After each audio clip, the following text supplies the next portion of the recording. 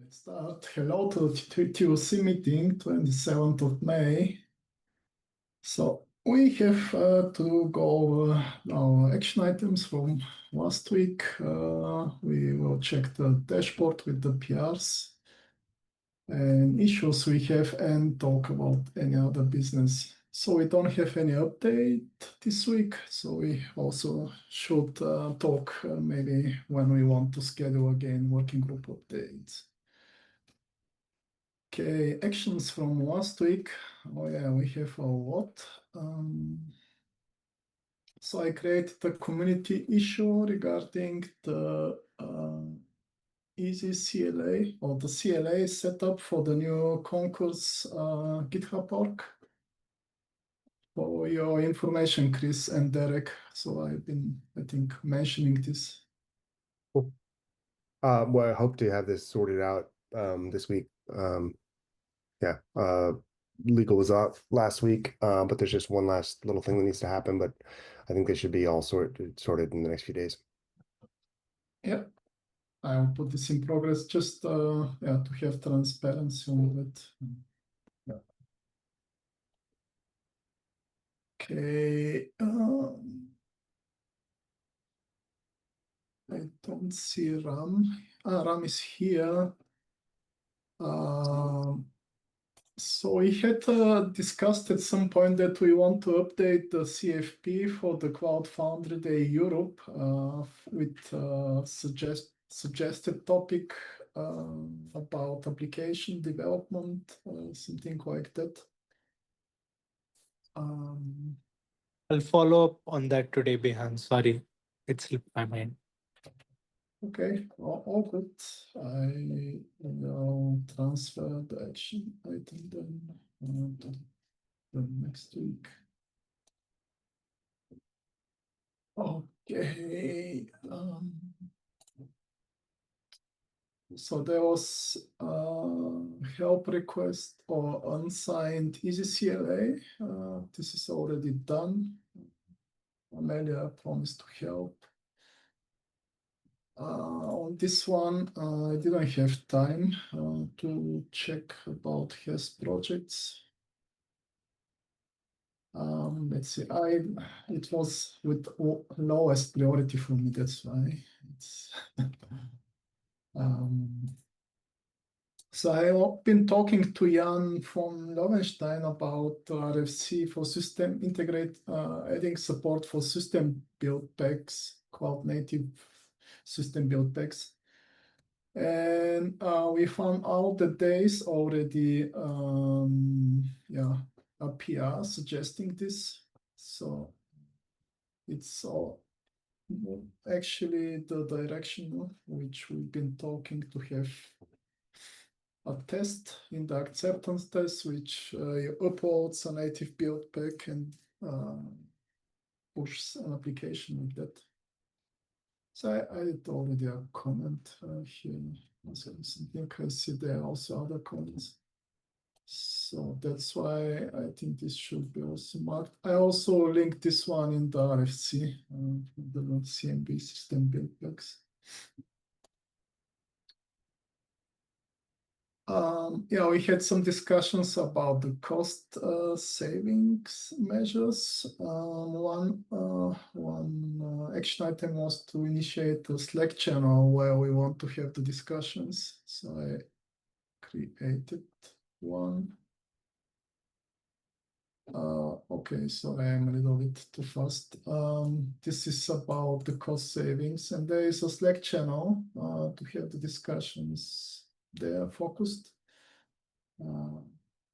basically for cross working group discussions. If people want to discuss details in the working groups, they can use obviously they can use their own working group channels, Slack channels.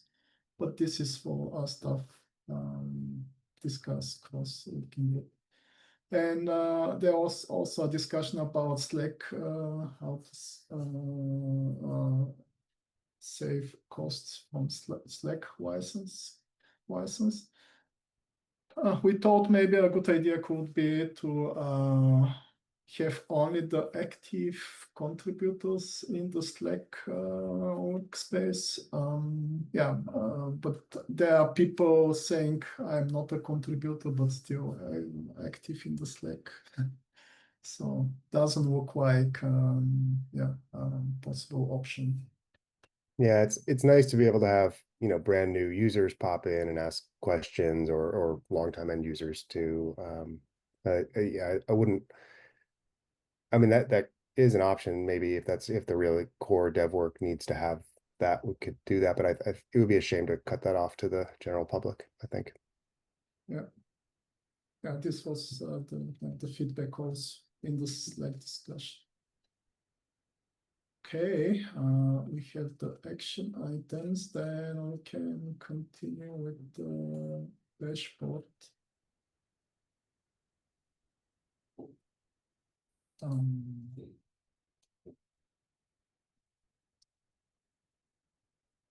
Amelia, maybe you want to... Yeah, we talked about this in our Slack channel. I just find it a little bit silly having all of the TOC have to approve each contributor because we haven't clearly defined who can approve those PRs. So I thought I would just more clearly define it. I just updated the roles doc to be explicit. So basically when someone is becoming a contributor, that it only requires one approval from a working group lead or a TOC member, which is basically everyone who has write access to this community repo. One thing I've been considering is whether I know the person or no. Somehow it's not obvious from the GitHub profile. Is she or he belonging to a company? Sure, I would say that person should use their discretion when looking at. But yeah, I will. Sounds reasonable.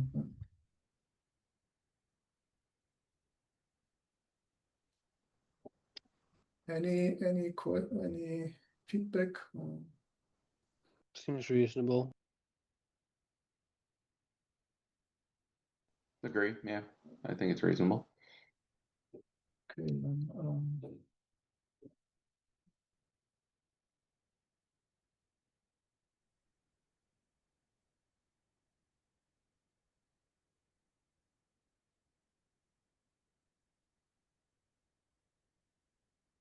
If I go drunk with power, I promise we can change the rules. Yeah. Yeah. Oh, this person's from our company. They're having CLA issues. I've already reached out to them. Okay. This one I am leaving to you then. Yeah. Um, Let me tell you, it is not straightforward to sign our CLA anymore. Yep, that's a monster PR that changes the org automation to support multiple orgs. Well, I would say if Beyhan approves, we just merge it. I tested it so that it generates right away exactly the same list that the old org automation generates. What has to be done once this is in, and we, for instance, want to integrate the concourse org, is then to add or to pre-fill contributors and the project information, and then also to integrate it into the GitHub action. So there are some more steps to be done, but let's say the YAML handling is now ready for multiple orgs.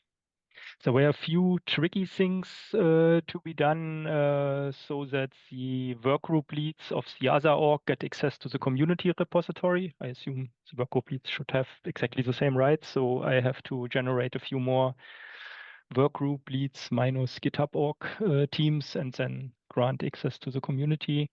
And the TOC gets admin rights in all the other orgs the same way as in Cloud Foundry. I think these are the biggest changes. Thank you so much for doing this. I started already doing, but I haven't finished. Yeah, it's not urgent, but sooner or later it should go in. I will not do anything else on the org automation until this is in. No pressure. Derek, do you think Concourse Working Group will adopt our automation if we have support?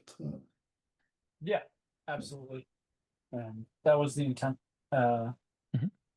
as we finished onboarding the other pets first. Yeah. Okay, then we have motivation to finish. Okay, this is in progress. This is in progress. There are no new RFCs at the moment going on. So on the RFC status side, I think actually this one we can put blocked because this is finished the first phase. We are waiting now. Yeah, at a certain point in time, we have to go through all the projects and ask whether the project thinks there's still something to do, or at least a few known projects like CF Java Client and Stratos and things like that, and then we can find maybe some stories or issues how to track that. Maybe mid of the year, I will start with that. Okay, and also I think this one is also blocked because it has also different phases, and now it's the first phase is finished, to my understanding. And they will wait until the next one. So a little bit more. On the other ones, still no change. And here also, so this is the one I just put in progress regarding the CLA for the concourse GitHub work. Okay, then we can continue with any other business.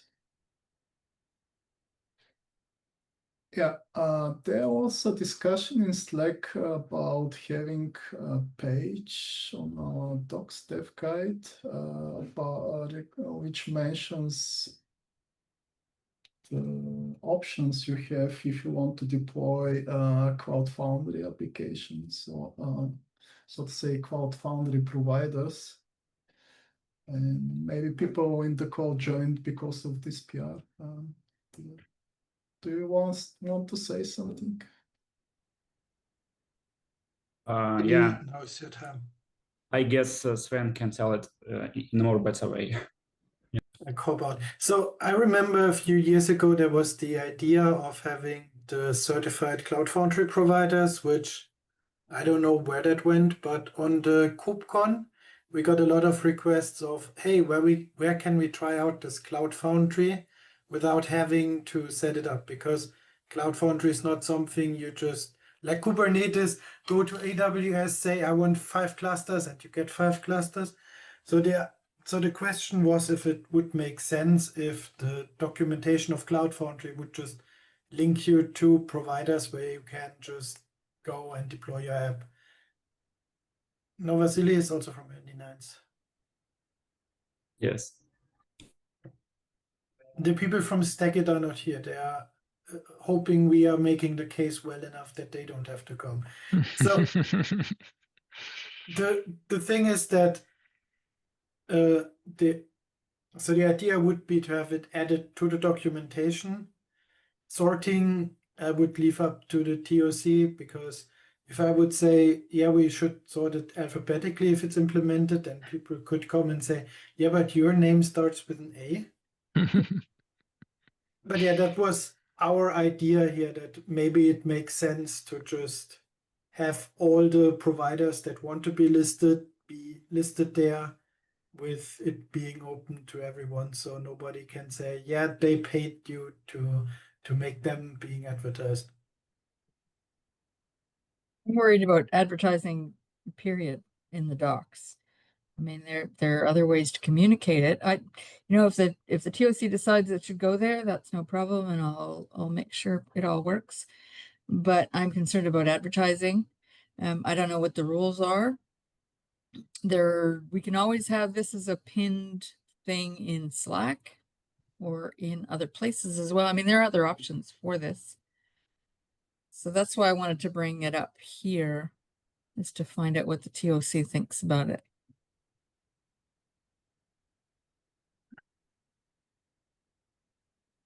Are there rules? I mean, it's a nonprofit. Are there rules about advertising anything for profit, or I mean, I don't know. Ideally, the docs stay like vendor agnostic. I mean, like I think there's more, like the website has more of a place for corporate things, right? Like there's at least member companies and stuff listed already on the website, right? So it makes maybe more sense to have something like that on the main website than in the official docs.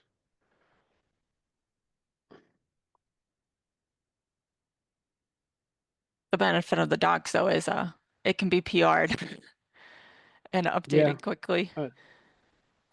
Yeah, I mean, I can help facilitate, Aram or Tom and I can help facilitate updates to the website if we wanted to put a section for to try Cloud Foundry. Because yeah, that's been sort of missing. It's been a long time since Pivotal sunsetted their like public paths.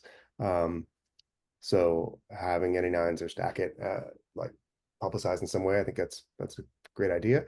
I'd leave it up to the TOC to whether or not the docs is the place for that, or if we just want to highlight that somewhere else.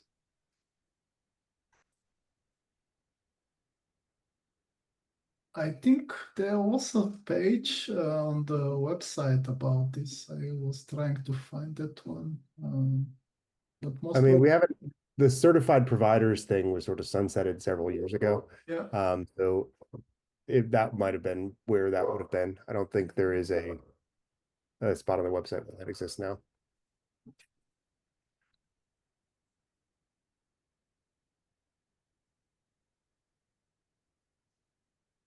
There are a few pages in the documentation as well that refer, for instance, to client libraries for CF, which also go outside of the CF Foundation. Or maybe a compromise could be that we add a page in the documentation that says you can find public providers, and then comes a link to this website. So that the provider list is on the website, but you find it in the documentation. So I would find it actually helpful if the documentation contains at least a page or some information where I can find trial environments. Would be my, whether it has to be, I mean, the legal part I cannot answer. I have also no opinion about that. I think that sounds fine, like just linking from the docs to the website, but then on the website having something where, if you want to try it, here's a couple of Cloud Foundry providers that have a public paths you can try. And we can, I think, Chris, we can include the cloud.gov one there as well. We would just, mention that you need a .gov or .mil email address for it, if you want to list there. You could also list SAP. Yeah, let me double check with my management to make sure it's okay, and I'll let you know. Yeah, sure.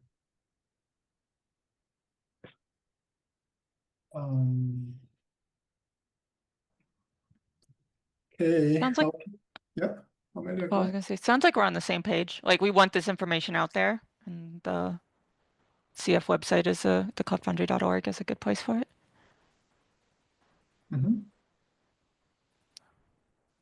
So how can we organize this? Most probably we only need some, I don't know, logos, company logos, or without, not so sophisticated.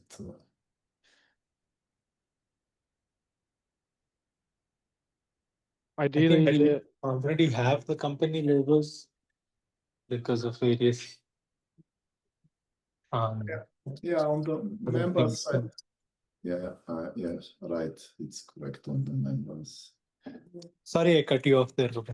Yeah, I want to say, like, ideally, like more detailed instructions are on like a landing page that's specific to the vendor, right? So basically you just would have like a list of links with maybe a logo from like a generic page. So a generic page about like there's different vendors offering free trial accounts, right? And then like the list with the icons, and then you can just click those and deep link into those pages, right? Because I think the current PR has a bit of like there's also already a bit of instructions there.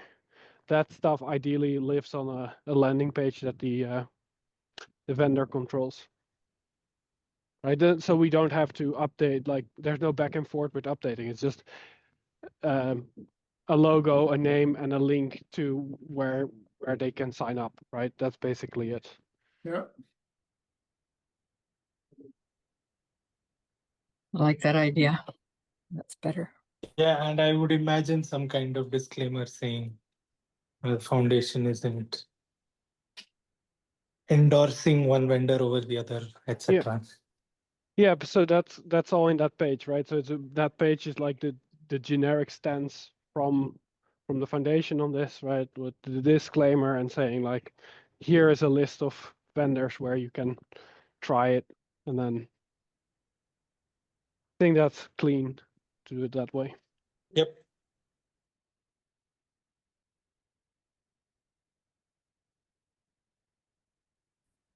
Anynines, Falk, what do you think of that? Yeah, I think that would work. I mean, the main problem point that we learned on the KubeCon was more like people don't know how to try it, so that would be fixed. If it's too much advertising, we were prepared for that because Vailii was a bit enthusiastic when he wrote our part. Yeah, I think maybe the idea would be you could put the hey, dear, the cloud providers, you put in a link and maybe where the cloud is hosted, because for a lot of people that is interesting, because why try a cloud foundry that has 300 milliseconds latency because it's on the other side of the planet? Yeah, it makes sense.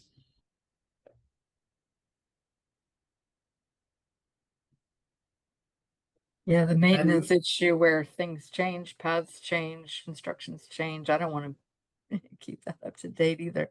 And it's worse than useless if it's out of date. So it actually turns people away from you.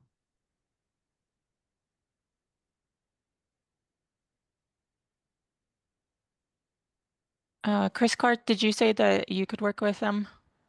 Yeah, we can To work get to the get website something up on the updated? website. Yeah, absolutely. So yeah, Sven, Vailii, let's just connect on Slack and we can start putting something together for a web page, and I'll have Ram or Tom help coordinate that. And then yeah, Chris, if you want to include cloud.gov in that, we can make that happen as well. And if anyone else, their companies wants to launch a new public PaaS for Cloud Foundry, that would be lovely. It'd be great to have a bunch of options there. Yeah, I Okay. also check on our site.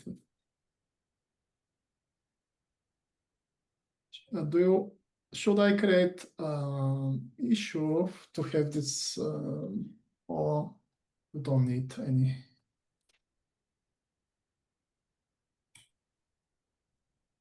I guess it's not necessary. I know how to fix my PR, so I can send a new one with changes. Yeah.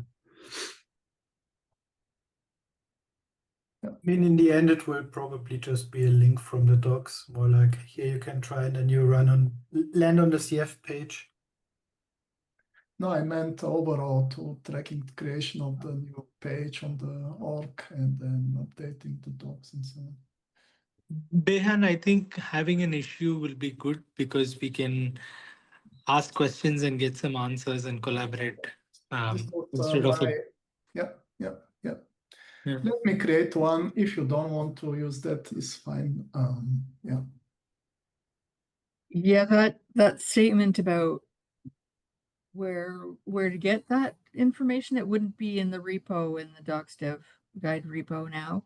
It would possibly be somewhere else. So, and we probably don't need a PR for that. I can take care of that once I know where everything is. Find a good place in the guide. In fact, I think it should be in an intro topic possibly. So. Yeah, we can have detailed discussion on the issue needed.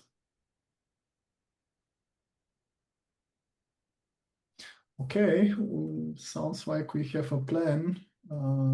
So And let's continue with the next one. This was something Ruben suggested during our foundational infrastructure working group. So our automation takes quite a long, needs quite a lot of time of our GitHub Actions time limit, and we've been thinking maybe not going over the archived repository could save time here. Or we can maybe it's have flagged execution from time to time go over the archived repos, because archived repo shouldn't change. Yes, they are ignored by the automation once they are archived. Okay. Even unarchiving is, I think, not possible directly via the automation, but you have to do it via the UI. Then it's unarchived, and then the automation kicks in again and adjusts everything that is not correct. So I guess it's a good idea. But do we need to do something if they are ignored, or you see something? Oh, but that gets faster.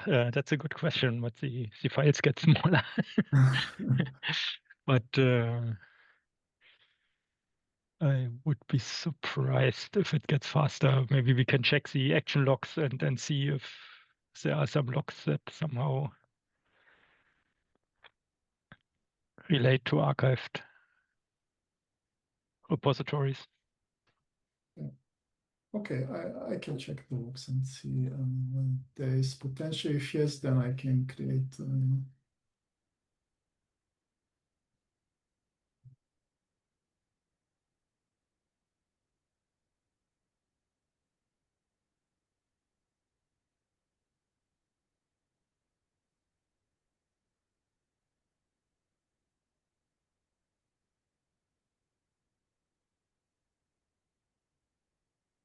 Okay. The next one is the PR we discussed already. Yeah. And the next one is from you, Derek, I suppose. Yeah. Yeah, sorry, maybe I could have labeled that. Just wanted to know, and this is related to the costing stuff we're going to be talking about more. Some folks are going to be talking about more. But there's gonna thanks, Amelia. There's gonna be an RFC for what a shared concourse might look like. I'm cleaning it up because it read not enough like an RFC, and Amelia was helping me out with that. So I expect to drop something today, tomorrow. So not quite in time for this meeting, but yeah. Just wanted to note it. If folks had strong reactions before that landed, I was happy to hear about it. But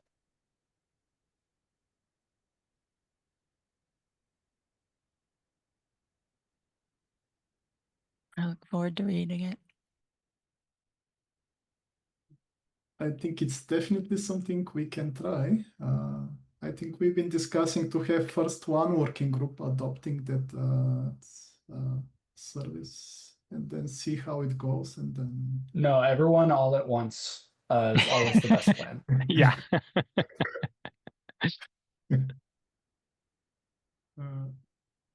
Yeah. Okay. Doesn't seem that anyone have feedback on that. So, and the last topic on the list, TOC elections. Yeah, it's that time. I started a new branch with the election guides. So we've got 3 seats on the TOC up for election coming up. Amelia, Chris, and Stephan. You've just finished your 2-year terms. That's fantastic. You are also all welcome to run again. Last year we had Ruben and Beyhan run again. It was a rather uninteresting election, but fine results. So yes, you're all welcome to run for your seats again if you'd like. And we will have a So I've updated things a little bit. That's more or less from last year. I think we're gonna, because May 21st has already happened, so we're about a week behind schedule from last year. So I've got election announcement on June 2nd. We'll run the candidate nomination period from until June 12th, and then run the election from June 12th to June 24th, announcing on June 26th. And if I can get the branch in order and everything set in Electo, I'll put in a pull request in the next couple of days, and maybe we'll announce, later this week. But I want to get this announced by, next Tuesday at the latest. So, but I'll try and get that knocked out in the next day or two. And then I will ping the TOC to double check my work and make sure the Electo app is running and things like that. Yep. There will also be at the same time an election for the Paketo Build Packs steering committee. And I'll reach out to them to coordinate that as well.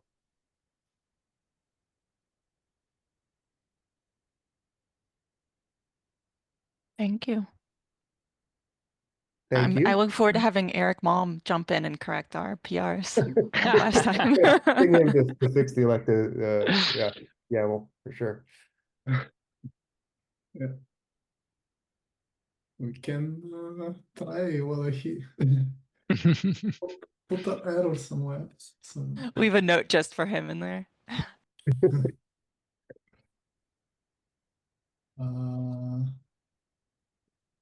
I think also CF Day we had. Do you want to say some words? Yeah, I assume, I actually haven't seen yet, but I assume the videos are up. Yeah, yes, Yep, they are. Great, excellent. So yeah, it was a really fun day. It was great to have that in the Broadcom offices there, where once upon a time Cloud Foundry was created, way back in the before time. Yeah, it was a really lovely event. So, and all the videos are now up on YouTube. We are, of course, gearing up already now for the next CF Day in Frankfurt in October. And the CFP for that is now open. But yeah, these are fun. Ram, anything you want to say? Videos are up on the YouTube channel. +1 on all of the things you said. It was it had all of the ingredients of a great event. Mediocre food and lots of fun conversations, but also like great talks. We didn't plan that kind of an agenda, but I think all of it came together with I think the right amount of Cloud Foundry, the right amount of like build packs, and the right amount of query fee stuff, and the right amount of AI as well. So all in all, it was wonderful. The venue was great. The weather really cooperated, and I think we had a great time overall.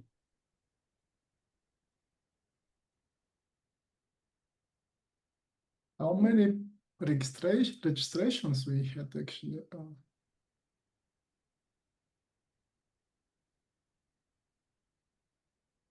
It wasn't a huge turnout. There was about 60 people there. Yeah, we capped at 65, and I counted almost 60 people at one point. But I think we could have, done better in terms of registration. Let's see next time. Yeah. Yeah, I liked the venue. It was really relaxed, and we had a lot of space to have talks and so on. Also, the pictures are available on the page if someone wants to check.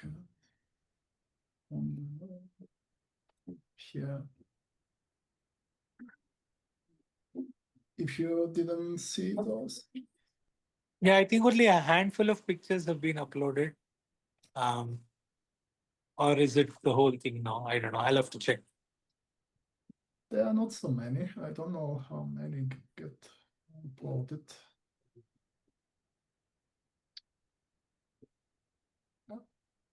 Okay. Are there any other topics you want to talk?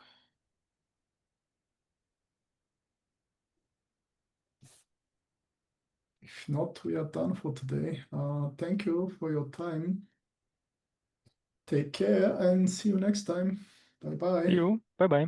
Bye bye. Thanks all.